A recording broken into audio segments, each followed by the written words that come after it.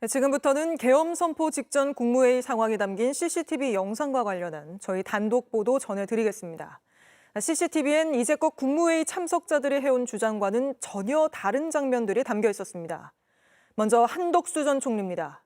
한 전 총리는 계엄 선포문이 양복 뒷주머니에 있었다는 걸 나중에야 알았다고 주장해왔지만 실제로는 다른 국무위원들의 계엄 문건까지 하나하나 모두 챙겼습니다.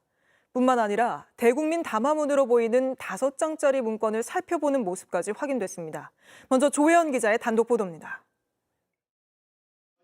한덕수 전 총리는 줄곧 계엄 선포문을 받은 줄도 몰랐다는 취지로 주장해왔습니다. 이 해제 국무회의가 될 때까지는 전혀 인지를 하지 못했고 제 양복 뒷주머니에 있는 것을 알았습니다. 탄핵 심판에서도 그렇게 증언했습니다. 그 자리에서 받지 않았으면 받을 수 없는 문건 아니겠습니까? 예, 그러나 언제 어떻게 그걸 받았는지는 정말 기억이 없습니다. 하지만 CCTV는 전혀 다른 사실을 이야기하고 있습니다.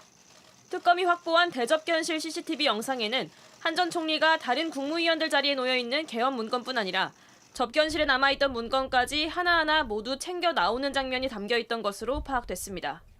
한 전 총리는 이런 사실을 말하지 않다가 CCTV가 제시되자 뒤늦게 진술을 바꾼 것으로 파악됐습니다. 가지고 나온 문서들 중 나머지 서류들은 필요 없어서 버렸고 계엄 선포문 2장 중 1장은 강희구 전 부속실장에게 줬다는 취지로 번복한 겁니다. 바로 이 문건을 가지고 강희구 당시 부속실장은 사후에 대통령과 총리의 서명을 받아 조작된 사후 계엄 선포문을 만들었습니다. CCTV에는 또 한 전 총리가 5장짜리 문서 묶음을 접견실에서 가지고 나와 국무위원들과 돌려보는 모습도 포착됐습니다.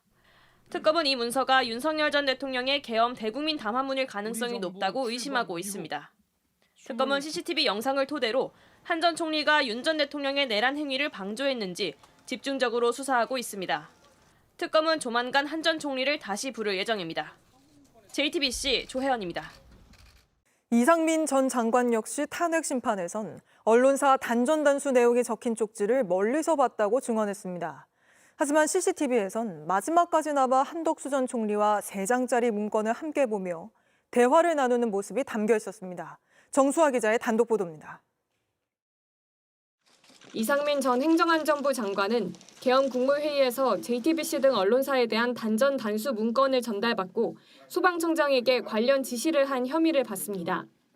특정 몇 가지 언론사에 대해서 경찰청 쪽에서 요청이 있으면은 협조하라는 그런 내용이었습니다. 이 전 장관은 대통령실에서 단전 단수 내용이 적힌 종이 쪽지를 멀리서 본 게 전부라고 증언했습니다. 제가 대통령실에서 종이 쪽지 몇 개를 좀 멀리서 이렇게 본 게 있습니다.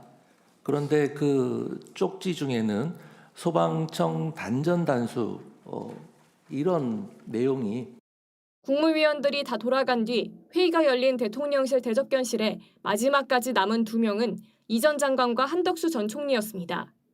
이상민 전 장관은 문건 3장을 들고 보면서 한 전 총리에게 자신이 가지고 있는 문건을 보여주고 대화까지 나누는 모습이 포착된 걸로 파악됐습니다.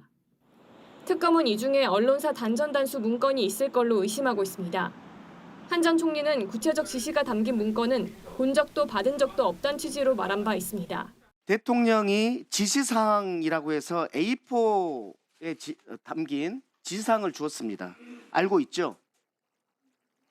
저는 그건 모르겠습니다. 제가 받은 바는 없습니다. 그러면 다른 분들한테 받았다는 얘기는 못 들었습니까? 못 들었습니다. 특검은 조만간 이 전 장관을 소환 조사할 예정입니다. JTBC 정수아입니다. 네, 윤석열 전 대통령을 재구속하며 내란 특검은 내란 핵심 지휘 라인에 대한 신병 확보를 빠르게 마무리했습니다. 그럼 이제 앞으로의 특검 수사는 어디를 향하게 될지 법조팀 여도현 기자와 더 짚어보죠. 자, 여 기자, 특검이 수사 개시 22일 만에 핵심 피의자 신병을 모두 확보한 거 아닙니까? 그렇습니다. 조은석 특검이 가장 먼저 한 건 구속 만료를 앞둔 내란 2인자 김용현 전 장관을 구속 기소한 겁니다. 그리고 내란 우두머리 혐의를 받는 윤 전 대통령 구속에 전력을 다했습니다. 특검이 2주간 부른 소환자들을 한번 보면 모두 윤 전 대통령 혐의를 확인하기 위해서라는 걸 확인할 수가 있습니다. 네. 직권남용을 확인할 국무위원들을 부르고 또 국무회의록을 작성한 강희구 전 부속실장, 체포 저지의 공범 혐의를 받고 있는 김성훈 전 차장 등 모두 재구속에 필요한 사람들을 선택해서 집중적으로 조사한 걸 알 수 있습니다. 결국 증거인멸 우려 등 구속영장 발부 필요성이 수사 개시 단 22일 만에 빠르게 입증돼 영장 발부까지 이른 겁니다.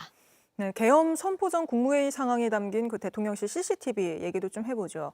저희 단독 취재한 내용을 보면 한덕수 전 총리 수사에 CCTV가 상당한 영향을 미칠 걸로 보이는데요. 네, 맞습니다. 이 대통령실 CCTV에는 윤 전 대통령이 손을 저으면서 발언하는 모습, 그리고 또 대접견실에 들어가고 나갈 때마다 칼같이 기립해서 인사하는 이상민 전 행안부 장관 등 비상계엄 전후 상황이 담겨 있습니다. 내란 정점 구속이라는 수사 1막이 끝나고 내란 동조범을 찾아내는 수사 2막이 시작된 겁니다. 네, 내란 정점을 구속했으니 이제 내란 동조범을 찾아낸다는 거군요. 한덕수 전 총리부터 수사하게 될까요? 네, 한 전 총리는 이미 윤 전 대통령 영장의 공범으로 적시됐습니다. 계엄 선포문의 부서, 즉 서명을 하고 이를 나중에 파기하는 과정이 자세하게 드러나면서 허위 공문서 작성 등 포함해서 이 내란 공모 혐의가 있다라고 특검은 판단했습니다. 네. 특히 앞서 보신 것처럼 CCTV 원본에는 한 전 총리가 5장짜리 문서를 이렇게 돌려보고 또 다른 국무위원들의 선포문까지 챙기는 모습까지 고스란히 담겼습니다. 한 전 총리의 공모가 갈수록 더 구체화되고 있는 겁니다. 네, 한덕수 전 총리는 이미 한번 특검 조사를 받았잖아요.